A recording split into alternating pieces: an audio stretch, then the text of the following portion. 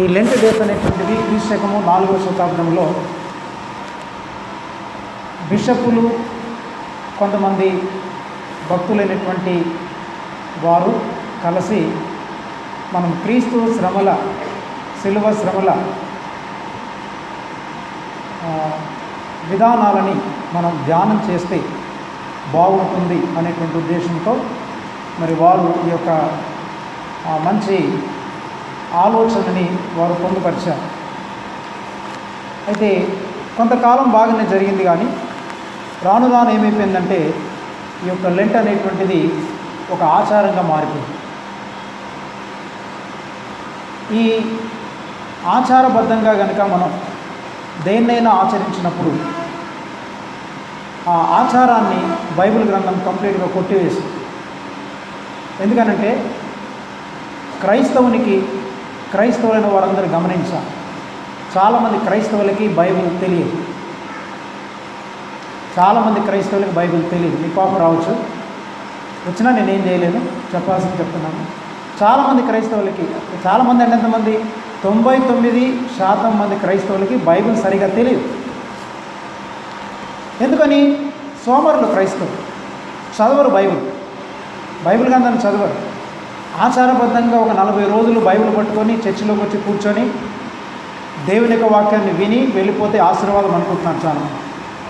కానీ బైబిల్ అలా బోధించదు. బైబిల్ గ్రంథం ఏం బోధిస్తుందనంటే నీవు ఆచారమును ఆచరించడం కాదు. అందుకని క్రొత్త నిబంధనలో క్రైస్తవునికి ఇవ్వబడినటువంటి 2 క్రమాలు ఉన్నాయి, తెలుసా మీకు? క్రొత్త నిబంధన క్రైస్తవులకి ఆచారాలు ఏమీ లేవు. అది మీకు అర్థమైనా అర్థం కాకపోయినా, మీరు వినాలనుకున్నా వినలేదనుకున్నా, వాక్య సత్యం ఇది అంతే. అర్థమైందా? లేదా నాలాంటి వాడిని పిలిస్తే మీకు ఇబ్బందిగా ఉందనుకున్నా నేనేం చేయలేను. ఎందుకంటే this is the word of God. I can't change the word of God. దేవుని వాక్యాన్ని నేను మార్చలేను. కాంప్రమైజ్ అయ్యేటువంటి వాళ్ళు, రాజీ పడేటువంటి వాళ్ళని చాలామంది పాస్టర్లకి, చాలా సంఘాల వాళ్ళు బ్రహ్మరథం పడతారు. నేను ఒక పెద్ద సంఘంలో ఒక సంఘ పెద్ద గారు చెబుతున్నారు, నేను బాగా అర్థం చేసుకుంటానండి, జీతానికి పనిచేసేటువంటి బోధకులు మమ్మల్ని అయ్యగారు అని పొగుడుతుంటారు. ఎందుకంటే వాళ్ళ పొట్టపోషణ గడవాలి కాబట్టి. మీరు మా దగ్గరికి వచ్చినప్పుడు కోతకు వాక్యం చెప్తున్నారు, ఎందుకొరకంటే మీరు జీతానికి పని చేయట్లేదు కాబట్టి అన్నారు. ఎందుకంటే సత్యం మనం నేర్చుకోవాలి. మీరందరూ పరలోకం వెళ్ళాలని ఉంది కదా, ఉందా లేదు? అందుకొరకే కదా ఇంత కష్టపడి వస్తున్నారు, ప్రయాసపడుతున్నారు. ఒక శుభకరమైనటువంటి ఆనవాళ్ళు ఏంటంటే మీ ఆసక్తి చాలా బాగుంది, సమయానికి కరెక్ట్గా దేవుని వాక్యం వినాలని ఆసక్తి వస్తున్నారు. ఇట్స్ గుడ్, మంచి సైన్. కానీ ఇంతటితో ఆగిపోకుండా మనం ఏం చేయాలంటే దేవుని యొక్క వాక్యాన్ని మనం బాగా పరిశీలన చేయాలి. అందుకని క్రొత్త నిబంధన క్రైస్తవులమైన మనకి ఆచారాలు ఏవీ లేవు, 2 కట్టడలు ఉన్నాయి. వాటిని ఇంగ్లీష్లో ఆర్డినెన్సెస్ అంటారు. 2 కట్టడలు ఉన్నాయి. ఒకటి ఏంటంటే బాప్తిస్మం, రెండవది ప్రభువు వల్ల. యేసు ప్రభు తాను ఆరోహణం అవడానికి ముందు ఆయన ఈ 2 కట్టడలను సంఘానికి నియమించారు. యేసు ప్రభు మరలా తిరిగి వచ్చేంత వరకు క్రైస్తవ సంఘం ఏం చేయాలంటే ఈ 2 కట్టడలని తప్పకుండా పాటించాలి. ప్రతివారు ప్రభు అయిన యేసుక్రీస్తు నామమున బాప్తిస్మం పొందాలి. రెండవది, ప్రతివాళ్ళు మరి ప్రభు వాళ్ళని సమీపించి ఆయన శరీరమని, ఆయన రక్తమని, రొట్టెను ద్రాక్షరసాన్ని తిని త్రాగుతూ ఆయన మరణాన్ని ప్రచురం చేయాలి. ఈ 2 ఒక విధంగా చెప్పాలంటే ఆచారమని అనవచ్చు, లేక యాక్చువల్గా దానికంటే క్రమము అంటే చాలా బాగుంటుంది. సో ఈ 2 క్రమాలని బైబిల్ గ్రంథంలో యేసుక్రీస్తు ప్రభు క్రైస్తవ సంఘానికి ఇచ్చారు. ఇంతకు మించి ఇక వేరే ఆచారాలు ఏవి క్రైస్తవ సంఘానికి లేవు. ఈ లెంట్ అనేది మధ్యలో పుట్టుకొచ్చింది. అంటే మనం కొన్ని క్రమాలు పెట్టుకోవడం తప్పేం కాదు. ఒక 40 రోజులు ఉపవాసం ఉందాం అనడం తప్ప లేదు. ఒక 7 శుక్రవారాలు మనం ప్రార్థన చేసుకుందాం అనడం తప్ప లేదు. లేదా నేను ఒక 10 రోజులు ప్రభు సన్నిధిలో ఏకాంతంగా గడపాలనుకుంటున్నాను తప్ప కాదు. అయితే ఏమైపోయిందంటే ఇలా 40 రోజులు మనం ఉపవాసం ఉండడము, 7 శుక్రవారాలు ఉపవాసం ఉండడం అనేది ఏమైందంటే ఒక ఆచారంగా మారిపోయింది. అది సమస్య. ఇది ఆచారంగా మారిపోయిందని ఎలా చెప్పగలరు మీరు అని మీరు నన్ను అడగవచ్చు. చాలా సింపుల్గా మీకు ఆన్సర్ చెప్తాను, చాలా జాగ్రత్తగానండి. ఏమండి, ఆచారముగా ఈ రోజున అనేకమైనటువంటి క్రైస్తవ సంఘాల్లో ప్రపంచవ్యాప్తంగా లెంట్ డేస్ అనేటువంటివి ఒక ఆచారంగా మారిపోయినాయి. ఎట్లా ఆచారంగా మారిపోయినావంటే, నేనేమంటుంటానంటే, నేను చాలామందిని గమనిస్తున్నాను, చాలామందితో నేను చెప్పేది ఏంటంటే, చాలామంది ఆచారం ఎలా మారిపోయిందంటే 40 రోజులు ప్రార్థనకు వస్తున్నారు కొంతమంది, లేకపోతే కొంతమంది 30 రోజులు వస్తున్నారు, కొంతమంది 20 రోజులు అటెండ్ అవుతున్నారు. ఆ 20 రోజులు లేక 30 రోజులు లేక 40 రోజులు హాజరైన తర్వాత వాళ్ళ జీవితాలలో కించిత్తైనా మార్పు కనబడదు. దాన్ని బట్టి ఏమర్థమైంది? నువ్వు ఒక ఆచారబద్ధంగానే ఆచరించావు తప్ప నీ జీవితంలో పరివర్తన, మార్పు అనేది లేదు. ఒక పెద్ద లూథరన్ సంఘంలో చెప్పాను నేను, నాకేం భయం లేదు. అంటే ఈ మాట వాడొచ్చో లేదో నాకు తెలియదు, కానీ నేను కొంచెం గట్టిగానే చెప్పాను, కానీ ఆ మాట నేను మీకు చెప్పను, ఓపెన్గా చెప్పేసిన వాడు. మీరు 40 రోజులు ఉపవాసం ఉండాలని వస్తున్నారు, చాలా మంచిదే. కానీ ఉపవాసం ఉన్న తర్వాత ఈ 40 దినముల తర్వాత మీ జీవితాల్లో కనుక మార్పు రాకపోతే, మీరు ఉపవాసం ఉన్నది ప్రభువు కొరకు కాదు, మీ శరీరాన్ని కొంచెం తగ్గించుకోవడం కొరకు మీరు ఉపవాసాలు ఉన్నారని చెప్తాను. బాడీని కొంతమంది ఏమంటుంటారు, డైట్ మెయింటైన్ చేస్తారు కదా, డైట్ మెయింటైన్ చేసి రోజుకు పులకా తిండి కొంచెం లావుగా ఉన్నటువంటి వాళ్ళు కొంచెం సన్నబడ్డానికి డైట్ మెయింటైన్ చేస్తారు. నేను మీకు చాలా సింపుల్గా చెప్తున్నా, అక్కడ వాడిన మాట చాలా కఠినంగా ఉంది, అది వాడితే మీకు బాగోదని చెప్పి నేను చెప్పట్లేదు, అర్థమైందా? కఠినంగా ఉంది. పెద్ద లూథరన్ సంఘం డైరెక్ట్ చెప్పాను. ఎందుకనంటే నీవు ఏం చేస్తున్నావంటే, నీవు నీ జీవితంలో కనుక మార్పు లేకపోతే, నీ బ్రతుకులో కనుక ఏమాత్రం చేంజ్ రాకపోతే, నీవు కేవలము ఏమండి మన బాడీస్ని తగ్గించుకొని కొంచెం డిసిప్లిన్ చేసుకోవడం కొరకే ఇది శారీరక సంబంధంగా ఉపయోగపడుతుంది తప్ప ఆత్మీయ జీవితానికి ఎంత మాత్రం కూడా ఉపయోగపడదు. అయితే ప్రియమైన దేవుని బిడ్డలారా, ఈరోజు మనం చదువుకున్నటువంటి లేఖన భాగంలో నుండి కొన్ని విషయాలు మీకు జ్ఞాపకం చేయాలనుకుంటున్నాను. ఈ లేఖన భాగంలో చాలా విషయాలు ఉన్నాయి, కానీ ఈ 13వ అధ్యాయం యోహాను సువార్తని మీరు పరిశీలన చేస్తే, యోహాను సువార్త 13వ అధ్యాయాన్ని మీరు చదవగలిగితే దాన్ని మనం 4 భాగాలుగా విభజించవచ్చు. అందుకని మీరు లేఖనాలని చాలా జాగ్రత్తగా, సిస్టమేటిక్గా మీరు విభజిస్తూ చదువుకోవాలి. ఏమండి, మీరు ఇతరుల మీద ఆధారపడడం కంటే మీ అంతటా మీరు బైబిల్ని తెరిచి చదవండి, నేర్చుకోండి, తెలుసుకోండి. అంతే తప్ప ఎవరో చెప్పారని అల్లదిగో ఈ టీవీలో విన్నాం, ఫలానా పాస్టర్ గారు చెప్పారు, ఫలానా వాళ్ళు చెప్పారు, వాళ్ళు వీళ్ళు చెప్పింది కాదు. ప్రభువు నీకేం చెప్పాడు? బైబిల్ గ్రంథాన్ని దేవుడు నీ చేతిలో పెట్టాడు, హృదయంలో పరిశుద్ధాత్మ దేవుడు ఉన్నాడు. ఇంకెందుకు మనకు వేరే అనవసరమైనటువంటి ఆ సోమరితనం మనకెందుకు రావాలి? అర్థమైందండి. కనుక ప్రియులారా, ఈ లేఖన భాగాన్ని మనం పరిశీలన చేయాలి. ఈ యోహాను సువార్త 13వ అధ్యాయాన్ని మీరు చదవగలిగితే దీన్ని మనం 4 భాగాలుగా విభజించవచ్చు. 1వ వచనము నుండి, యోహాను సువార్త 13వ అధ్యాయం 1వ వచనము నుండి మనం 5 వచనాల వరకు మనం చూడగలిగితే, ఇక్కడ యేసుక్రీస్తు ప్రభు తండ్రితో ఉన్న సంబంధాన్ని తెలియచేస్తుంది. యేసు ప్రభువునకు తండ్రితో ఉన్న సంబంధం ఎలా ఉంది? రెండవదిగా మనం చూస్తుంటే 6వ వచనము నుండి మనం 11వ వచనం వరకు చదవగలిగితే, అక్కడ పేతురుతో ఉన్న సంబంధంని తెలియజేస్తుంది. పేతురుతో ఎలాంటి సంబంధం ఉంది, లేక పేతురుతో ఎలాంటి సంభాషణ చేస్తున్నాడు అనే విషయాన్ని మనం చూడగలం. మూడవదిగా చూస్తుంటే 12వ వచనము నుండి మనం 17వ వచనం వరకు చదవగలిగితే, అక్కడ ఇతర శిష్యులతో తనకున్నటువంటి సంబంధాన్ని మనం అక్కడ చూడగలం. అలాగనే 18వ వచనము నుండి 35వ వచనం వరకు లేక 38వ వచనం వరకు మనం చూడగలిగితే, ఇక్కడ యూదా ఇస్కరియోతుతో ఉండేటువంటి సంబంధాన్ని గురించి మనం గమనించగలం. ఇది బైబిల్లో ఉండేటువంటి డివిజన్. ఈ 13వ అధ్యాయం, ఈ 13వ అధ్యాయంలో మళ్ళీ చెప్తున్నాను చూడండి. 1వ వచనం నుండి 5వ వచనం వరకు ఎవరితో ఉండే సంబంధం చెప్పండి? యేసు ప్రభువునకు తండ్రితో ఉన్న సంబంధం. రెండవది 6 నుండి 11వ వచనం వరకు పేతురుతో ఉన్నటువంటి సంబంధం. మూడవది 7వ వచనం నుండి 12వ వచనం నుండి 17వ వచనం వరకు ఇతర శిష్యులతో ఉండేటువంటి సంబంధం. నాలుగవది 18వ వచనం నుండి చివరి వరకు 38వ వచనం వరకు చూడగలిగితే యూదా ఇస్కరియోతుతో ఉండేటువంటి సంబంధం. అంటే వీరి సంభాషణ ఎలా సాగుతుంది, యేసు ప్రభువు ఇలా వీరికి ఏ విధమైనటువంటి మరి ఆ సంబంధాన్ని కలిగి వారితో మాట్లాడుతున్నాడు లేక సంభాషణ చేస్తున్నాడు అనే విషయాన్ని మనం పరిశీలన చేయాలి. అయితే దీన్ని మరికొంచెం లోపలికి వెళ్ళి ఇంకా వివరిస్తాను ప్రియులారా. ఈ మొదటి 5 వచనాలని మనం చూడగలిగితే, ఇక్కడ తండ్రి అయిన దేవునితో ఉన్న సంబంధం దేన్ని తెలియజేస్తుందంటే యేసు ప్రభులో ఉన్న దీనత్వాన్ని తెలియజేస్తుంది. అనగా మొదటి విషయం యేసు ప్రభు యొక్క దీనత్వం. రెండవ విషయాన్ని మనం చూడగలిగితే యేసు ప్రభులో ఉండేటువంటి ఆ పరిశుద్ధతని ఆయన గురించి మాట్లాడడం మనం గమనిస్తున్నాం. మూడవదిగా చూస్తుంటే ధన్యతను గురించి మాట్లాడడం చూస్తున్నాం. నాలుగవదిగా చూస్తుంటే వేషధారణను గురించి మాట్లాడుతున్నాం. ఇందాక మీకు 4 విషయాలు చెప్పాను కదా. తండ్రితో ఉన్న సంబంధంలో నుంచి, తండ్రికి తనకు మధ్య ఉన్న సంబంధంలో నుంచి మనం నేర్చుకునే పాఠం ఏంటంటే యేసుప్రభు యొక్క దీనత్వం. యేసుప్రభు యొక్క దీనత్వం. రెండవదిగా మనం పేతురుతో చేసేటువంటి సంబంధంలో నుంచి నేర్చుకునే విషయం ఏంటంటే అక్కడ పరిశుద్ధతను గురించి యేసుప్రభు మాట్లాడుతున్నాడు. మూడవదిగా మనం చూస్తుంటే ఇతర శిష్యులతో ఉన్న సంబంధంలో నుంచి మనం ఆలోచన చేస్తే అక్కడ ధన్యతను గురించి, హ్యాపీనెస్ గురించి మాట్లాడుతున్నాడు. నాలుగవదిగా యూదా ఇస్కరియోతులో ఉండేటువంటి వేషధారణను గురించి డీల్ చేస్తున్నాడు. ఈ విధముగా ఈ ప్యాసేజ్ని 4 ముక్కలుగా మనం విభజించవచ్చు. అయితే ఈ 4 ముక్కలు నేను మీకు ఎక్స్ప్లెయిన్ చేయలేను, మనకు టైం చాలదు. కాబట్టి క్లుప్తంగానే 1-2 విషయాలు మీకు మొదటి 2 విషయాల గురించి నేను మాట్లాడతాను.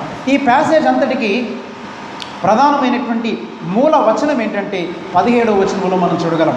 ఈ 17వ వచనం ఏమని చెప్తుందనంటే, ఈ సంగతులు మీరు ఎరుగుదురు గనుక వీటిని చేసిన ఎడల మీరు ధన్యులగుదురు. ఎప్పుడు మనం ధన్యులమవుతాం? ఇంకో విధంగా చెప్పాలంటే ఎప్పుడు మనం ఆశీర్వదించబడతాం? మన జీవితంలో ఆశీర్వదించబడాలని ఆశపడినట్లయితే మనం ఏం చేయాలంటున్నాడు?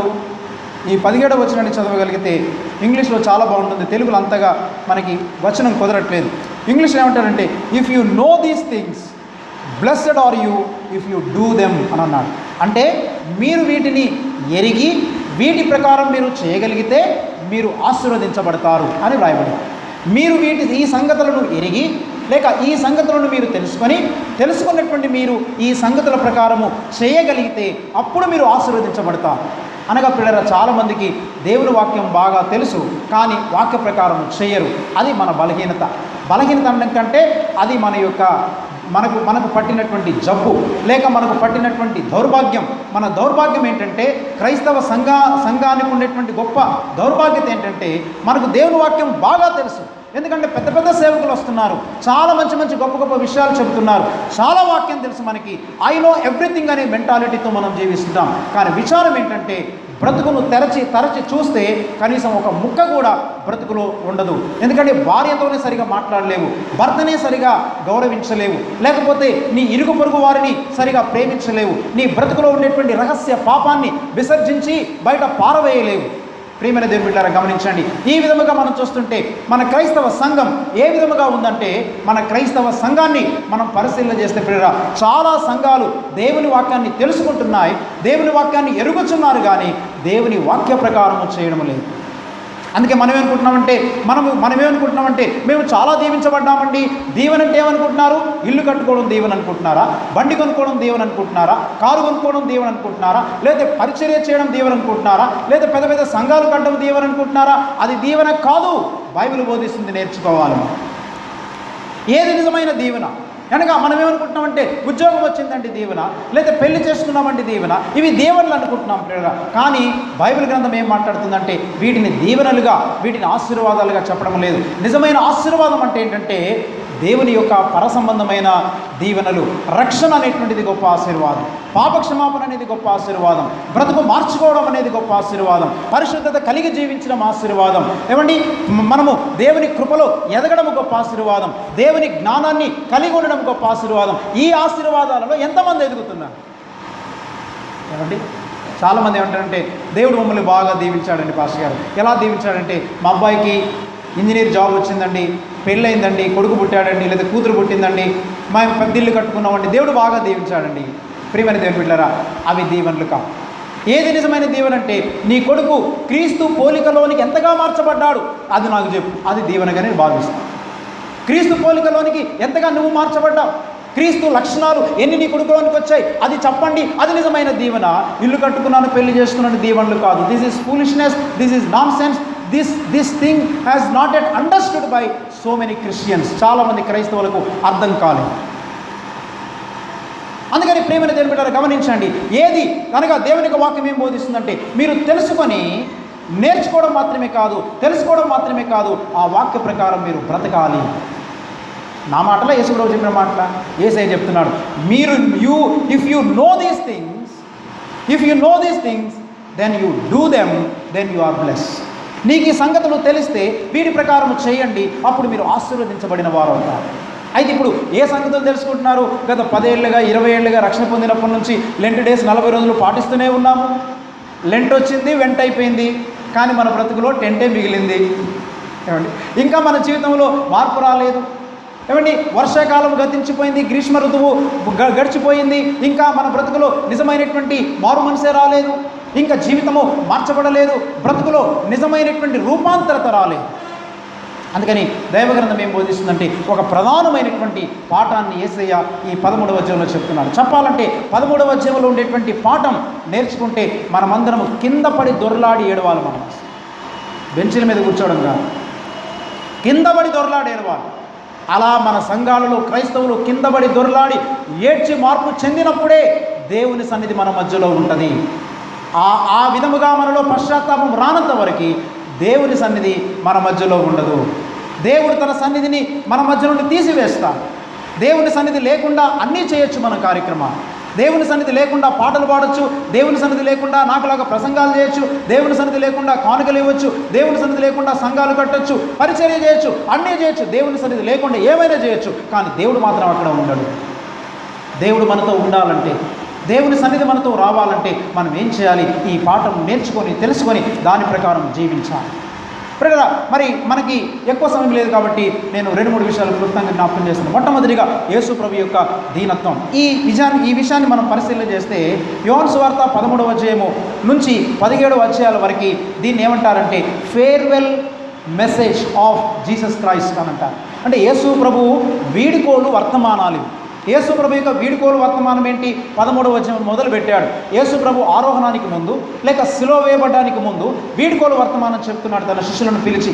అనగా వీడుకోలు వర్తమానం అంటే వీడుకోలు వర్తమానంలో 2 విషయాలు ఉంటాయి, గుర్తుపెట్టుకోవాలి. ఎప్పుడైనా ఎవరికైనా రిటైర్మెంట్ ఫంక్షన్ జరిగినప్పుడు లేకపోతే వీడుకోలు ఇచ్చినప్పుడు ఏమండి అందులో 2 విషయాలు ఉంటాయి. చాలామంది గమనించరు, వాటిని అబ్జర్వ్ చేయరు. అందులో ఉండేటువంటి 2 విషయాలు ఏంటంటే, ఒకటి ఆ వీడుకోలు ప్రసంగములో లేక వీడుకోలు సమావేశంలో గమనించాల్సినటువంటి 2 విషయాలు. ఒకటి హెచ్చరిక ఉంటుంది, ఒకటి హెచ్చరిక ఉంటుంది, రెండవది బోధ ఉంటుంది. లేక రెండవది సూచన ఉంటుంది. ఒకటి హెచ్చరిక, రెండవది సూచన. అందుకే యేసు ప్రభు ఒకటి హెచ్చరిక చేస్తున్నాడు, రెండవది సూచనలు ఇస్తున్నాడు. ఈ వీడుకోలు ప్రసంగములో యేసు ప్రభు చేసిన ఈ వీడుకోలు ప్రసంగములో హెచ్చరికలు ఉన్నాయి మరియు సూచనలు ఉన్నాయి. కనుక ప్రియమైన దేవుని బిడ్డలారా, దేవుని వాక్యంలో నుంచి మనం హెచ్చరికలు నేర్చుకోవాలి, మనము సూచనలు కూడా నేర్చుకోవాలి. అంటే ఏమి చేయకూడదు, ఏమి చేయాలో నేర్చుకోవాలి.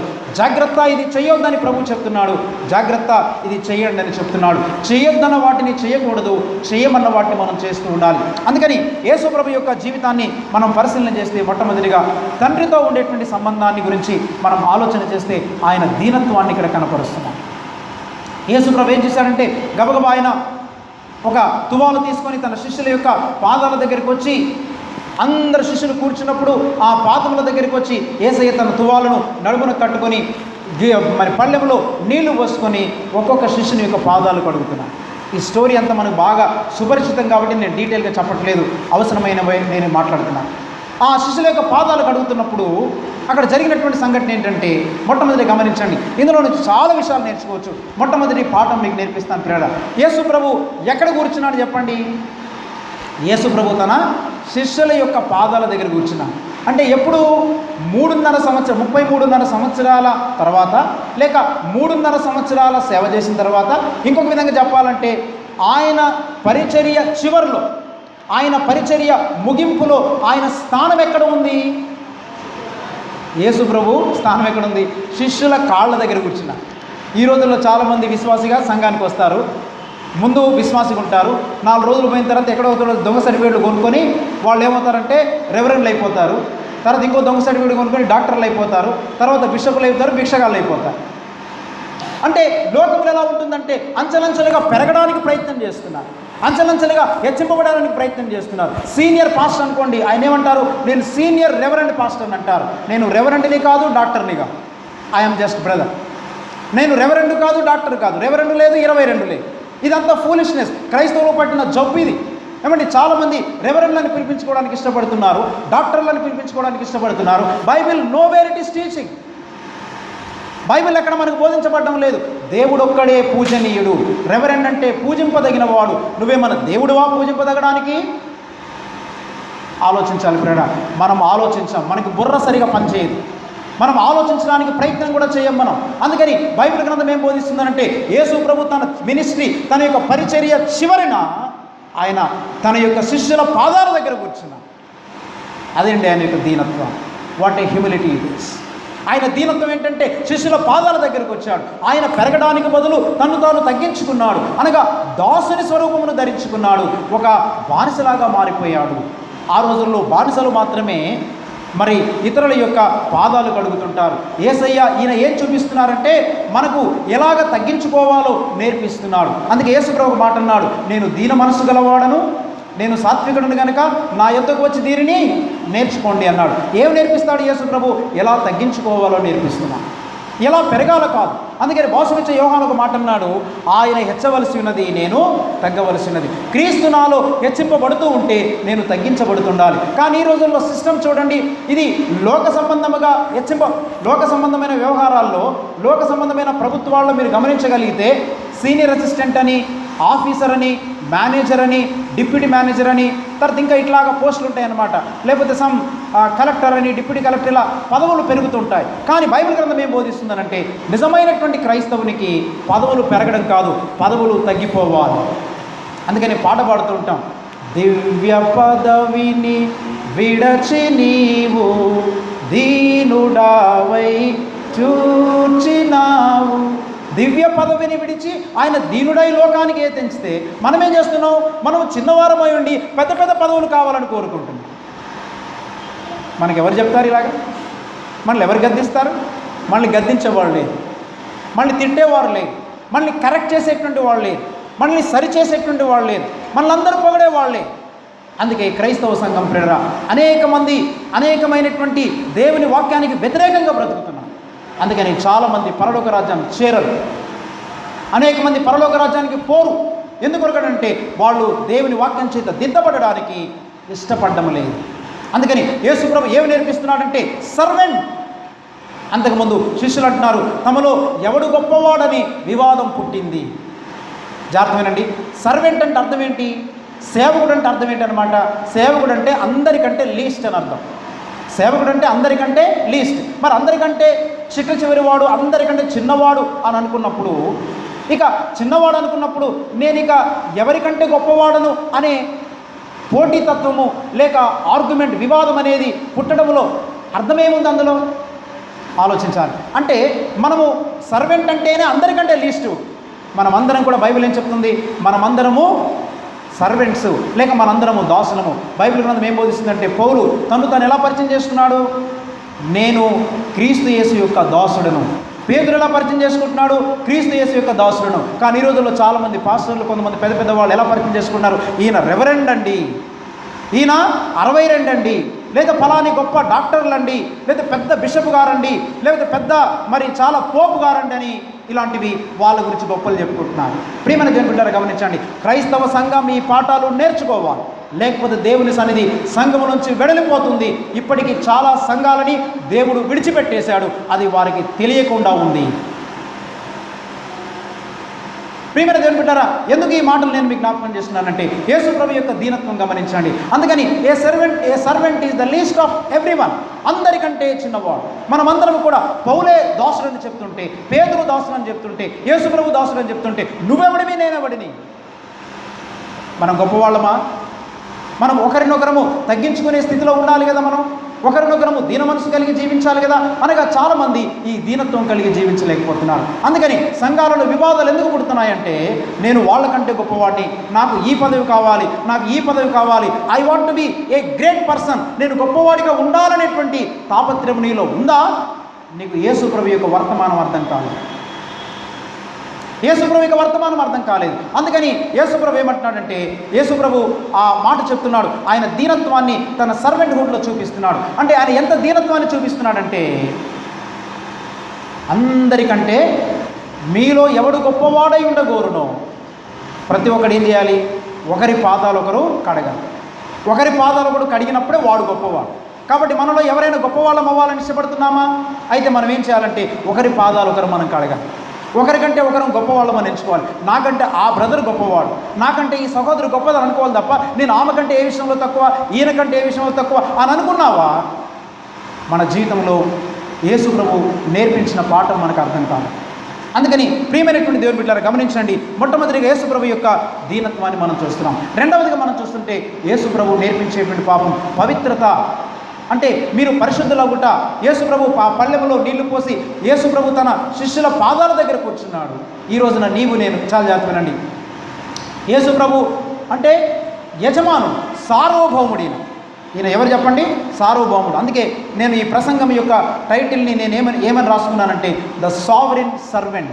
ద సావరిన్ సర్వెంట్ అంటే సార్వభౌముడైన సేవకుడు, సార్వభౌమాధికారం కలిగిన వాడు, కానీ దివ్య పదవిని విడిచి దీనుడై ఈ లోకానికి వచ్చాడు. మనమేమో ఆయన పదవి విడిచిపెట్టి దీనుడవుతుంటే మనము దీనులుగా ఉండకుండా పదవి కావాలని పైకి వెళ్ళడానికి ప్రయత్నం చేస్తాం. అర్థమైందండి? అందుకని యేసు ప్రభుకి సాతానుకున్న తేడా ఏంటంటే, సాతాను అంతకంతకు తన్ను తాను హెచ్చించుకోవడానికి ప్రయత్నం చేశాడు. ఏమయ్యాడు చెప్పండి? గర్వించి లోకానికి పాపాన్ని తీసుకొచ్చాడు. కానీ యేసు ప్రభు దివ్య పదవిని విడిచి దీనుడై లోకానికి వచ్చినప్పుడు ఆయన లోకానికి ఏం తీసుకొచ్చాడు? ఆయన దీనత్వం మన లోకానికి రక్షణ తీసుకొచ్చాడు. నీవు గర్వించి నీవు గొప్పవాడిగా అవ్వడానికి ప్రయత్నం చేస్తున్నావా? నువ్వు సంఘానికి, లోకానికి నీవు గర్వాన్ని లేక పాపాన్ని తీసుకురాగలవు. యేసు ప్రభులాగా నిన్ను తగ్గించుకుంటే సంఘానికి క్షేమం, నీ కుటుంబానికి క్షేమాన్ని తీసుకొని రాగలవు. రెండవదిగా చూడండి ప్రేరణ, యేసు ప్రభు ఆ శిష్యుల యొక్క పాదాలు కడుగుతున్నప్పుడు ఒక్కొక్కరి దగ్గరికి వచ్చి ఆ పాదాలు కడుగుతున్నప్పుడు పేతురు దగ్గరికి వచ్చి అడిగాడు. పేతురు దగ్గరికి వచ్చినప్పుడు పేతురు ఏమంటున్నాడు? నీవు నా పాదములు ఎన్నటికీ కడగరాదన్నాడు. అప్పుడు యేసు ఒక మాట చెప్పాడు. ఏమన్నాడు తెలుసా? నేను నీ పాదములను కడగని ఎడల నాతో నీకు పాలు పంపులు. చాలా చెప్తున్నాడు. నేను నీ పాదములు కడగని ఎడల నాతో నీకు పాలు పంపులు లేవు. అంటే యేసు ప్రభు శిష్యుడైనటువంటి పేతురుకు పరిచర్య చేయడానికి ఇష్టపడుతున్నాడు. అందరూ పరిచర్యను అంగీకరించారు, కానీ యేసు ప్రభు యొక్క పరిచర్యను పేతురు అంగీకరించడం లేదు. యేసు ప్రభు యొక్క పరిచర్యని పేతురు అంగీకరించడం లేదు. ఎందుకొరకంటే ప్రేరణ గమనించండి, పేతురు యేసయ్య పరిచర్య చేయడానికి ఇష్టపడుతుంటే లేదు లేదు ప్రభువా నువ్వు నా పాదాలు కడగొద్దన్నా. ఈ రోజుల్లో కూడా చాలామంది దేవుడు మనకు పరిచర్య చేయడానికి, మనకు వాక్యోపదేశం చేసి మనల్ని కడిగి మనల్ని శుద్ధీకరించి మనల్ని ప్రక్షాళన చేసి మార్టిన్ లూథర్ లాగా మనల్ని దిద్ది ఏమండి సంఘాన్ని బాగా ప్రక్షాళన చేయడానికి ఇష్టపడుతుంటే మనమేం చేస్తున్నాం? దూరంగా ఉంటున్నాం. గట్టిగా మాట్లాడే సేవకుల్ని పిలవము, లేదా గట్టిగా బోధించేటువంటి వారిని మనం అసహించుకుంటాము. మనకు కఠినమైన బోధ వద్దు, మనకి సాఫ్ట్గా ఉండాలి, పాలిష్ కొట్టాలి, సబ్బు రాయాలి. మనకి కఠినమైన మాటలు ఎక్కవు. మనల్ని అందరూ అయ్యగారని పొగడాలి, అయ్యా మీరెంత గొప్ప ఇంత గొప్ప అని చెప్పాలి. గత రాత్రి ఒక సంఘ పెద్ద గారు నాతో మాట్లాడుతున్నారు. అయ్యగారు ఏం చెప్పంటారండి, మా సంఘంలో ఒక పెద్ద ఉన్నాడండి, ఆయనకి 3 భార్యలండి. ఆ 3 భార్యల్లో ఎవడి కొడుకు ఎవడో మాకు తెలియట్లేదండి ఈ రోజు వరకన్నా. అలాంటి వాళ్ళు మా సంఘ పెద్దలండి అన్నారు. ఎంత దరిద్రం అది! ఏమండి, అలాంటి సంఘ పెద్దలను పెట్టుకొని ఆ విధమైనటువంటి సంఘాన్ని నడిపిస్తుంటే మన బ్రతుకులు ఎలా ఉంటాయి? యథారాజ తథా ప్రజ. అందుకని ఒక వ్యభిచారి మిమ్మల్ని నడిపిస్తుంటే వ్యభిచారపు ఆత్మ మీ మీద పనిచేస్తుంది. ఒక దొంగోడు మీకు దేవుని వాక్యం బోధిస్తుంటే దొంగోడి ఆత్మ మీద పనిచేస్తుంటుంది. ఒక దయ్యం పట్టిన వాడు మీకు దేవుని వాక్యాన్ని బోధిస్తుంటే దయ్యపు ఆత్మ మీ మీద పనిచేస్తుంటుంది. జాగ్రత్త. ఆయన రాత్రి 10 గంటల వరకు ఆకలేస్తుంది, వదిలిపెట్టడే. రాత్రి 10 గంటల వరకు మాట్లాడుతున్నాడు, అయ్యా ఇలా ఉందండి మా సంఘ పరిస్థితి. ఎంత విచారం ప్రేమ! అందుకని అది విశాఖపట్నంలో చాలా పెద్ద సంఘం. ఆయన చాలా మంచి ఎడ్యుకేటెడ్ మ్యాన్, చాలా మంచి వ్యక్తి. ఇవన్నీ మాట్లాడుతున్నాడు. ఇలా ఉన్నారండి, ఎంతమంది భార్యలో తెలియదు, ఈ రోజు వరకు ఎవడెవడు కొడుకో తెలియదు అంటారు. ఇలాంటి వాళ్ళండి మన సంఘ పెద్దలు. కొన్ని సంఘాల్లో చాలా దారుణం. ఏమండి, ఒక చోట సంఘం పేరు చెప్పను కానివ్వండి, మన పరిధి కాదు, చాలా దూరంగా ఉన్నటువంటి ఒక సంఘము. అక్కడికి వెళ్ళాను నేను.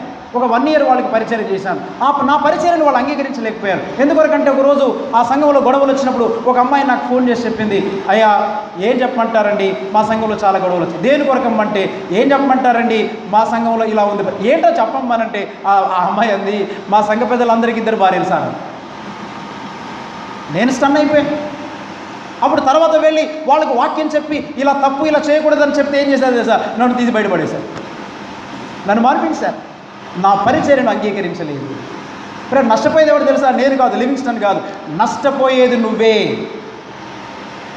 ఒక దినమందు దేవుని దగ్గరికి వచ్చి నీ నామం పేరుకు అద్భుతాలు చేశాం ప్రభా, దయ్యాలు వెలగొట్టాం ప్రభా, పరిచర్య చేశాం ప్రభా, సంఘాన్ని నడిపించాం ప్రభా, stop it, get out from my presence. దేవుడు ఏమంటాడు తెలుసా? నువ్వు ఎవడివో నాకు తెలీదు, నేను నిన్ను ఎన్నడను ఎరగను నేను అసలు. బా, ఏం షాకింగ్ అండి. మీకు అందరికీ షాకింగ్గా ఉంది కదా, అర్థమవుతుందా? ఎన్నడూ నేను ఎరగను. అందుకని యేసు ప్రభు పరిచర్యని పేతురు అడ్డుకుంటున్నాడు. ప్రియమైన నా దేవుని బిడ్డలారా, మంచి బోధకుల యొక్క పరిచర్య, మంచి వాక్యాన్ని అడ్డుకోకండి. అడ్డుకుంటే మీకే నష్టం, మాలాంటి వాళ్ళకి. అంటే మీ అందరికంటే నేనేదో మంచివాడిని పవిత్రుని చెప్పట్లేదండో, చాలా జాగ్రత్తమేనండి. నేను క్రీస్తుని వెంబడిస్తూ నేర్చుకుంటున్న పాఠాలు నేను మీతో పంచుకుంటున్నాను అంతే. మీకంటే నేను గొప్పవాడిని ఎంత మాత్రం కూడా కాదు. నేను మీలో ఒకరి వంటి వాడినే. మా సంఘంతో చెప్తుంటాను, నేను 2వ తరగతి మీరు 1వ తరగతి అంటాను అంతే. కొంతమంది మీలో 2వ తరగతి చదువుతుండొచ్చు, నేను 1వ తరగతి చదువుతుండొచ్చు. నాకు తెలిసిన విషయాలు, నేను పాటిస్తూ కొన్ని నేర్చుకుంటున్న విషయాలు మీతో పంచుకుంటున్నాను అంతే. I'm not great, I'm the servant, you are also servant. మనమందరము దాసులము, మనము బానిసలము, క్రీస్తునకు బానిసలము. అందుకని ప్రియమైన దేవుని బిడ్డారా, ఏదో ఒక నల్లట్ట బైబిల్ పట్టుకొని ప్రతివారం వచ్చి ప్రతిరోజు వచ్చేసి చర్చిలో కూర్చొని దేవుడు నన్ను దీవిస్తాడండి, దేవుడు నన్ను ఆశీర్వదిస్తాడండి, 40 రోజులు కరెక్ట్గా అటెండ్ అయ్యానండి అని నీ బ్రతుకు మార్చుకోకుండా ఉంటే, క్రీస్తు ప్రభు యొక్క పరిచర్యను నువ్వు అంగీకరించకుండా ఉన్నట్లయితే ఏం జరుగుతుంది తెలుసా? యేసయ్య అన్నాడు, 2 విషయాలు చెప్పాడు ఇక్కడ, చాలా జాగ్రత్తగా అన్నమాట. ఏమన్నాడు తెలుసా? నీకు నాతో పాలు పంపులు లేవు. You have no part with me అంటే అర్థం ఏంటి తెలుసా? నాలో నీకు పాలిభాగము లేదు, నా ఆస్తిలో నీకు పాలిభాగము లేదు, నా జీవితంలో నీకు పాలిభాగము లేదు. అంటే నా లక్షణాలు, నా గుణగణాలు నీకు రావు. నాకుండేటువంటి స్వాస్థ్యం, నా పరలోకం నేను నీకు ఇవ్వను. అప్పుడు పేతురు అన్నాడు, అయితే ప్రభా మొత్తం కడిగే ప్రభు అన్నాడు. కొంచెం ఓవర్ యాక్షన్ చేశాడు పేతురు.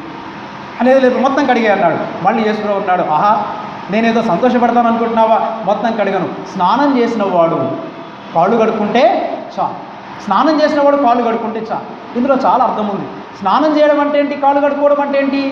చాలా చెప్తున్నాను. స్నానం చేసినటువంటి వాడు మరలా స్నానం చేయనక్కర్లేదు. అంటే స్నానం చేయడం అంటే అర్థం ఏంటంటే రక్షింపబడినటువంటి వాడు, నిజముగా రక్షణ పొందినటువంటి వాడు మరలా రక్షణ పొందాల్సినటువంటి పని లేదు. వాడు కాళ్ళు కడుక్కోవడం అంటే అర్థం ఏంటంటే నీ నడక మార్చుకో, నీ ప్రవర్తన మార్చుకో, నీకు అంటుచున్నటువంటి కాళ్ళకి, నీ ఆత్మీయ జీవితానికి అంటుచున్న మురికిని, మలినాన్ని తీసివేసేసాయి.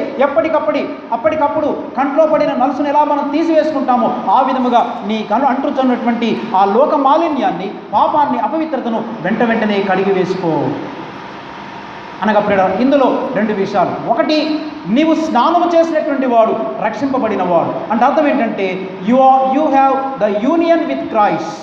అంటే యేసుక్రీస్తు ప్రభుతో పాటు నీకేమొచ్చింది? నువ్వు యేసుక్రీస్తులో ఒక భాగమై ఉన్నావు, లేక యేసుక్రీస్తులో ఒక స్థానాన్ని నువ్వు సంపాదించుకున్నావు. నువ్వు ఏకమై ఉన్నటువంటి వాడు, క్రీస్తులో ఉన్నావు. నీవు స్నానం చేశావంటే క్రీస్తులో ఉన్నటువంటి వాడు. రెండవది, నువ్వు కాళ్ళు కడుక్కోవాలంటే అర్థం ఏంటంటే you must have the communication or communion. Union and communion. Union అంటే అర్థం ఏంటంటే రక్షింపబడినప్పుడు మనం యేసుక్రీస్తులో ఉన్నటువంటి వారం అవుతాము. ఎప్పుడైతే మనం రక్షింపబడిన తర్వాత కూడా మనలో చాలా పాపాలు ఉంటాయి, గుర్తుపెట్టుకోవాలి. రక్షణ పొందిన వెంటనే పరిశుద్ధులు ఎవరు? అది నేర్చుకోవాలి. మనం రక్షణ పొందిన వెంటనే పరిశుద్ధత మనకు వెంటనే రాదు. మనం రక్షణ పొందామంటే యేసుక్రీస్తు ప్రభులో ఒక స్థానాన్ని పొందుకున్నాం, క్రీస్తులో మనం నీతిమంతులుగా పరిగణించబడ్డాం. కానీ ఇంకా చాలా పాపాలు ఉంటాయి. ఇప్పుడు నువ్వేం చేయాలంటే ఆల్రెడీ రక్షణ పొందావు కదా, యూనియన్ అయ్యావు, నీవు యేసు ప్రభులో లీనమయ్యావు. ఇప్పుడు నువ్వు చేయాల్సింది ఏంటంటే నీ కాళ్ళు కడుక్కోవాలి. అంటే అర్థం ఏంటి? నీ ఆత్మీయ జీవితంలో రకరకాలైనటువంటి పాపాలు అంటుతుంటాయి, మలినాలు అంటుతుంటాయి. కొన్ని తెలిసి చేస్తుంటావు, కొన్ని తెలియక చేస్తుంటావు. వాటిని వెంటనే కడుక్కోవాలి. అవి కడుక్కున్నప్పుడే నీకు నాతో కమ్యూనియన్ ఉంటుంది, నీతో నాకు సహవాసం ఉంటుంది, నేను నీతో మాట్లాడగలను. అర్థమైందండి? అందుకే చాలామందికి ఏముందనంటే, చాలామందికి యూనియన్ ఉంది కానీ కమ్యూనియన్ లేదు. యూనియన్ అంటే నేను రక్షణ పొందానండి, అయిపోయింది. ఇక యేసు ప్రభుతో మాట్లాడుతున్న అనుభవం ఉందా నీకు? యేసు ప్రభుని నీవు పలకరించేటువంటి అనుభవం ఉందా? ప్రభు నీతో మాట్లాడట, నువ్వు ప్రభుతో మాట్లాడేటువంటి అనుభవాన్ని సంపాదించుకున్నావా? అది లేకపోయినట్లయితే ప్రియులారా, చాలామంది క్రైస్తవులకి దే హ్యావ్ ద యూనియన్, స్నానం చేశారు కానీ చాలామంది ఏం చేస్తున్నారంటే కాళ్ళు కడుక్కోవట్లేదు. వాళ్ళు పవిత్రమైనటువంటి జీవితాన్ని కలిగి జీవించలేకపోతున్నారు. దీనత్వం మాత్రమే కాదు, దీనత్వం కలిగిన నీవు పరిశుద్ధతలోనికి ఎదగాలి. ఇలాంటి పవిత్రత, పరిశుద్ధత నీలోనికి వచ్చిందా? ప్రతిదినం నీ కాళ్ళు కడుక్కుంటున్నావా? అయ్యో నేనెంత దౌర్భాగ్యుడను పౌలు అరిచాడు. ఈ రోజుల్లో చాలామందిని నేను గమనిస్తుంటాను, చాలా ఆశ్చర్యం వేస్తుంటుంది నాకు. ఎంత ఆశ్చర్యం వేస్తుందంటే చాలామంది అరవరు, మరి నేనెందుకు అరుస్తుంటాను నాకు అర్థం కాదు. ప్రభువా నేను దౌర్భాగ్యుడనని దాదాపుగా ప్రతిరోజు నేను ప్రభు దగ్గర ఏడుస్తూనే ఉంటాను. పురుషోత్తం చౌదరి గారు రాసిన పాట, త్రవ్వుచున్న కొలది పెరుగు తరగదే నా పాపరాశి, ఈ విధముగా చెడిపోదినే ఏమి సేతునయ్యయ్యో, త్రాహిమా క్రీస్తునాథ దయ చూడరావే. త్రాహిమా, ఓ యేసు ప్రభువా నీ సన్నిధికి రావాలనుకుంటున్నాను, నిన్ను శరణు వేడుకుంటున్నాను. త్రవ్వుచున్నా కొలది తరగదే నా పాపరాశి, అది పెరుగుతుందే కానీ తరగడం లేదు. అలాంటి అనుభవంలోకి నువ్వు వచ్చావు. నువ్వు నిజముగా యేసు ప్రభుతో కమ్యూనికేషన్, నిజముగా యేసు ప్రభుతో సంబంధాన్ని కలిగి నువ్వు జీవిస్తుంటే నీ పాపరాశి పెరుగుతుంటుంది, కనబడుతుంటుంది. వాటిని ప్రతిరోజు ఒప్పుకుంటుంటావు. అయ్యో నేనెంత దౌర్భాగ్యుడని ఏడుస్తుంటాను. ఈ రోజున చాలామందికి ఎలాంటి ప్రార్థనలు అంటే, ప్రార్థన చేస్తుందంటే ప్రభువా నీకు వందనాలనైనా, నీకు స్తోత్రం, నాకు ఆత్రం, ఆమేన్ అని వెళ్ళిపోతాం. ఏం లేదు, ప్రభుకు స్తోత్రం పాడేయడం, ప్రభువా నాకు ఆత్రం అంటే కంగారు, ఆమేన్ అని లోపల బస్ ఎక్కేస్తాం. ఎంత సింపుల్ ప్రేయర్స్. మళ్ళీ మనకు మోకరించడానికి కూడా కష్టం. అందుకని మనకు అందరికీ బెంచీలు వేసిన ముడుకు నొప్పులు, కీళ్ళ నొప్పులు, కాళ్ళ నొప్పులు. ఎందుకని? బెంచీల మీద కూర్చున్నాం కాబట్టి ఈ జబ్బులు వచ్చాయి మనకి. అదే కింద కూర్చుంటే మోకాళ్ళు లేస్తే ఈ జబ్బులు రావు మనకి. మోకాళ్ళు లేమని కాదు, మోకాళ్ళు లేస్తేనే భక్తి నేను చెప్పట్లేదు. ముడుకు నొప్పులు ఉన్న బెంచీల మీద కూర్చొని తప్పులేదు. లేదా ఇంటికి వెళ్ళినప్పుడైనా మోకరించి సాష్టాంగపడి ప్రభువా అయ్యో నేనెంత దౌర్భాగ్యుడను, నేను నశించాను.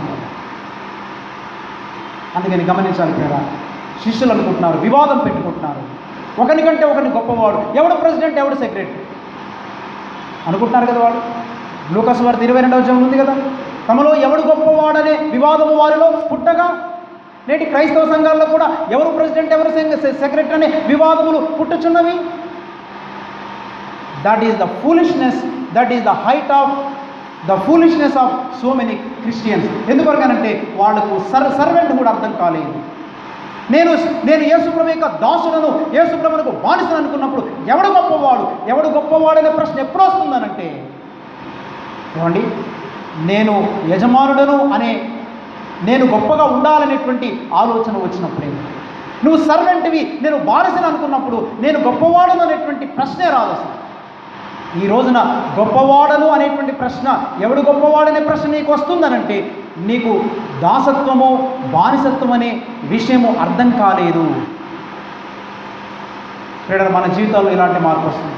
నా సహోదరు నాకంటే గొప్పది, నా సహోదరుడు నాకంటే గొప్పవాడు, నేను బానిసని, నేను పవిత్రపరుచుకుంటాను అని మనం చెప్పగలుగుతున్నాము. చివరిగా మూడవది ఏమంటున్నాడంటే, అక్కడ ఏమంటున్నాడు, ఇతర శిష్యులతో కలిసి మాట్లాడుతున్నటువంటి విషయం ఏంటంటే, ఆయన వాళ్ళందరికీ ఏమన్నాడు, నేను మీకు చేసిన లాగున మీరును ఒకరికొకరు ఇలాగున, 15వ వచనం అంటున్నాడు, నేను మీకు ఎలాగున చేసినో మీరును కూడా ఒకరికొకరు ఇలాగుననే చెయ్యండి.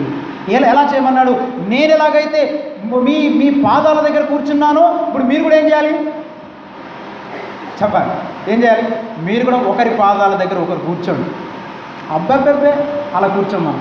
ఆవిడ కంటే నేను ఏమి ఎక్కువ అండి, ఏం తక్కువ అండి, నేనేమైనా తక్కువ, నేను పలానా, నేను ఇంత అంతా కొంత, నాకు పెద్ద ఉద్యోగం ఉంది, నాకు జాబ్ ఉంది, నాకు కారు ఉంది, నాకు బండి ఉంది, పెద్ద ఇల్లు ఉంది, ఆవిడ కంటే నేను తీసిపోయానా అనేటువంటి గర్వం చాలామందికి. నాశనమునకు ముందు గర్వం నడుస్తుంది. ఇలాంటి ఆలోచన నీకు వచ్చిందంటే నువ్వు నాశనానికి పరిగెడుతున్నావనా? ప్రియమైన దేవుని బిడ్డారా, యేసయ్య అన్నాడు, నేను మీకు చేసిన లాగుని ఒకరికొకరు చేసుకున్నానంటే ఒకరి పాదాల దగ్గర ఒకరు కూర్చోండి. ఇది నేర్చుకోండి, మీ బ్రతుకులని మార్చుకోండి, అప్పుడు మీకు ఆశీర్వాదము. అర్థమైంది మీ అందరికీ? ఎప్పుడు ఆశీర్వాదం మనకి? ఈ విషయాలు మీరు నేర్చుకోండి, ఈ విధంగా మార్చుకోవాలి. కానీ యూదా ఇస్కరియోతు ఏం చేశాడంటే, ఏమండి వాడి గురించి చెప్పకుండా ఉండలేను నేను. యూదా ఇస్కరియోతు ఏం చేశాడంటే, యూదా ఇస్కరియోతు యేసుప్రభువును అప్పగించింది. బైబిల్ గ్రంథం బోధిస్తుంది, తర్వాత మీరు ఇంటికి వెళ్ళి చదవండి. సాతాను వానిలో ప్రవేశించాడు. ఎందుకు ప్రవేశించాడు తెలుసా? వాడికి రక్షణే లేదు, వాడు అసలు స్నానమే చేయలేదు. ఈ రోజుల్లో కూడా చాలామంది రకరకాలైనటువంటి గొడవలు, రకరకాలైనటువంటి కాంపిటీషన్స్, వివాదాలకి తార్కాణం, వివాదాలు పెట్టుకోవడానికి గల కారణం ఏంటంటే అలాంటి వారిలో సాతాను దూరుచున్నాడు. నువ్వు వివాదానికి ఆస్కారం అవుతున్నావా? నీలోనికి సాతాను ప్రవేశించాడు. కారణం ఏంటంటే నువ్వు అసలు స్నానం చేయాల. స్నానం చేయకపోవడం అంటే మంచి లైవ్ ఐ సబ్బు, లక్స్ సబ్బు రాసుకుని స్నానం చేయకపోవడం కాదు. అలాంటి సబ్బులకి ఏం తీసుకోలేదు. పియర్స్, మంచి సబ్బులు వాడుతుంటాం మనం. అంటే రక్షణే నువ్వు పొందలేదు. రక్షణ పొందిన వాడు వివాదానికి దూరంగా ఉంటాడు. అది గుర్తు. నువ్వు రక్షణ పొందలేదు కాబట్టి నువ్వు వివాదమును పుడుతుంది నీకు. అందుకని వీడేం చేశాడంటే వీడిలోనికి సాతాను దూరాడు, వీడిలోనికి అపవాది ప్రవేశించాడు. అందుకని వీడేం చేస్తున్నాడు చెప్పండి? యేసు ప్రభువును అప్పగించడానికి ప్రయత్నం చేస్తున్నాడు. అందుకని మీకు ఇది ఎలా చెప్పగలను చూడండి ప్రేర. ఒక వచనాన్ని మీకు చదివి వినిపిస్తాను. యోహాను సువార్త 6వ అధ్యాయంలో ఈ చక్కటి మాట మనం చూడగలం ప్రేర. వీడు రక్షణే పొందలేదు అనే విషయాన్ని నేను మీకు జ్ఞాపకం చేయగలను. చదవండి యోహాను సువార్త 6వ అధ్యాయము, మనం 64వ వచనాన్ని మనం చదువుదాం. యోహాను సువార్త 6వ అధ్యాయము 64వ వచనం. మీలో విశ్వసించని వారు కొందరున్నారని వారితో చెప్పాను. విశ్వసించని వారెవరో తను అప్పగింపబోవాడెవడో మొదటి నుండి యేసునకు తెలియను. చాలు. మీలో విశ్వసించని వారు కొందరున్నారు అంటే ఈ వచనము ఎవరి గురించి చెబుతున్నాడు? తనను అప్పగించనై ఉన్నటువంటి యూదా ఇస్కరియోతు గురించి మాట్లాడుతున్నాడు. అంటే ఇప్పుడు దీన్ని బట్టి ఏమర్థమైంది అంటే యేసుక్రీస్తు ప్రభుతో పాటు రక్షణ పొందకుండానే 3.5 సంవత్సరాల కాలం పాటు యూదా ఇస్కరియోతు తిరిగాడు. అంటే రక్షణ పొందకుండా అన్ని కార్యక్రమాలు చేయొచ్చా? హలో, నేను మాట్లాడట్లేదు ఎవరు? రక్షణ పొందకపోయి అన్ని కార్యక్రమాలు చేయొచ్చా లేదా? చేయొచ్చు. యూదా ఇస్కరియోతు విశ్వసించలేదు, యూదా ఇస్కరియోతు స్నానం చేయలేదు, రక్షణ పొందలేదు. రక్షణ పొందకపోయినా యేసుక్రీస్తు ప్రభుతో తిరిగాడు, చందా సంచి పట్టాడు, డబ్బును తీసుకున్నాడు, డబ్బును దొంగిలిస్తూ వచ్చాడు. వాడు దొంగ అయి ఉండి చందా సంచిలో ఉన్నటువంటి డబ్బును ప్రతిదినమూ దొంగిలిస్తూ వచ్చాడట. ఒకేసారి ఒక 10,000 తీస్తే అందరికీ తెలిసిపోతుందని రోజు కొంచెం దొంగతనం చేసేవాడని యోహాను సువార్తలో మాట్లాడుతున్నాడు. అర్థమైందా? అందుకని వీడేం చేస్తున్నాడంటే వీడు విశ్వసించలేదు, రక్షణ పొందలేదు, వీడు స్నానం చేయలేదు. అందుకని జాగ్రత్త వినాలి. అంటే విశ్వాసము లేదు వీడికి. చాలా జాగ్రత్త మాట వినాలి. ఇది చాలా ప్రాముఖ్యమైన విషయం. విశ్వాసం ఉంచలేదు వీడు. ఎందుకు విశ్వసించలేదంటే వీడికి ఏం లేదనమాట, విశ్వాసం అనే కవచము లేదు వీడికి. జాగ్రత్త వినాలి. ఇప్పుడు అపవాది ఎవరిలో దూరుతాడు? విశ్వాసం అనే కవచం ఎవరికి ఉండదో వాడిలోనికి సులువుగా సాతాను దూరుతాడు. నీ జీవితంలో నిజముగా విశ్వాసం అనే కవచం ఉందా? రక్షింపబడినటువంటి అనుభవం, నిజమైన రక్షింపబడిన అనుభవం ఉందా? నేను మాట్లాడే దొరికిన నీటిలో మునిగాను, లేచాను, తేలాను, ప్రభు బల్ల తీసుకుంటున్నాను, చర్చికి వస్తున్నాను, బైబిల్ పట్టుకున్నాను, పాటలు పాడుతున్నాను, చందాలు ఇస్తున్నాను, ఇదంతా వ్యర్థం. ఇది కాదు నేను మాట్లాడేది. నువ్వు నిజముగా రక్షణ పొందిన వ్యక్తివైతే క్రీస్తు కొరకు చావడానికి ఇష్టపడతావు. నిజముగా రక్షణ పొందిన వ్యక్తివైతే ప్రతిరోజు నువ్వు కడుక్కుంటావు. నువ్వు నిజముగా రక్షణ పొందిన వ్యక్తివైతే నిన్ను నీవు తగ్గించుకుంటావు, నిన్ను నీవు మానసిగా క్రీస్తు కొరకు మార్చుకుంటావు. అని వీడికి విశ్వాస కవచము లేదు. అందుకని సాతాను మిగతా వాళ్ళందరికీ విశ్వాస కవచాలు ఉన్నాయి, యూదా ఇస్కరియోతుకు విశ్వాస కవచం లేదు. అందుకని సాతాను వానిలో ప్రవేశించను, దూరను. అందుకని చాలా మందిలో సాతాను ప్రవేశిస్తున్నారు. అందుకని వాళ్ళు చాలా భయంకరమైనటువంటి ఉగ్రరూపాన్ని దాల్చి ఏమండి చాలామందిని కొడతారు, తిడతారు, ఇష్టానుసారంగా మాట్లాడతారు, విచ్చలవిడిగా ప్రవర్తిస్తుంటారు. దీనికి గల కారణం ఏంటంటే వారిలో సాతాను దూరాడు. యేసుప్రభుతో పాటు సాతాను దూరినా కానీ యేసుప్రభుతో ఉండడానికి అవకాశం ఉందా? ఉంది. యేసయ్య అనుమతించాడు. గోధుమలను గురుగులను పెరగనివ్వండి. ఒక రోజు వస్తుంది, గోధుమలను గురుగులను కోసిన తర్వాత గోధుమలను కొట్లో పోస్తాను, గురుగులను అగ్నితో కాల్చిపడేస్తాను. నా ప్రియమైనటువంటి దేవుని బిడ్డ, ఎందుకింత ఆవేశంగా, ఎందుకింత ఆక్రందనతో చెబుతున్నానంటే ఇక్కడ చేరడి మీలో ఏ ఒక్కరు కూడా నశించొద్దని. అంతే తప్ప మీకు నాకు బంధుత్వం ఏం లేదు. మీరిచ్చేటువంటి కానుక కోసం రావట్లేదు, మీరిచ్చే గౌరవాల కోసం రావట్లేదు. నాకు కానుకలు ఉన్నాయి, మా సంఘస్థులు ఇచ్చేటువంటి డబ్బులు నాకు చాలు. వాళ్ళు నన్ను ప్రేమగా చూస్తారు, వాళ్ళు నన్ను ఎంతో ఆదరిస్తారు, వాళ్ళు ఇచ్చే గౌరవం చాలు. నాకు ఎవరి గౌరవం అక్కర్లేదు.